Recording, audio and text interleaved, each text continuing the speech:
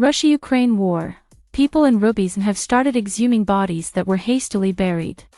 People in the eastern Ukrainian town of Rubizn have started exhuming bodies that were hastily buried in courtyards at the height of fighting, anxious to be able to lay them to rest with dignity.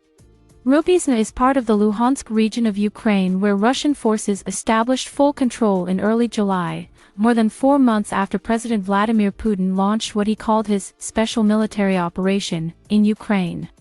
Men with spades removed sandy soil on Friday outside a damaged apartment block in the town of 50,000 people. Lilia A. Italatini, 48, watched as the workers pulled out a blanket covering her mother, who had been quickly interred after attacks that started in March and divided the town in two.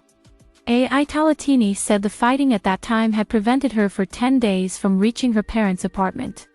Mother was already dying. Her hands were blue. Her complexion was sallow, there were circles under her eyes, she said. The next day mother passed away. She and her husband had no spades and therefore, as shells flew, had to drag the corpse to an open trench in the ground. It's easier for me because she's not outside, buried in inhuman conditions.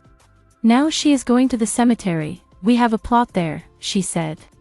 The breakaway Russian-backed Luhansk People's Republic, one of Moscow's proxies in eastern Ukraine, is coordinating the search for bodies. Anna Sorokina, an LPR official, said a team had been working in Rubizn for 10 days and exhumed 104 sets of remains. It's clear that shrapnel wounds predominate, but there are also bullet wounds, she said, estimating there were a total of 500 unofficial graves in the city.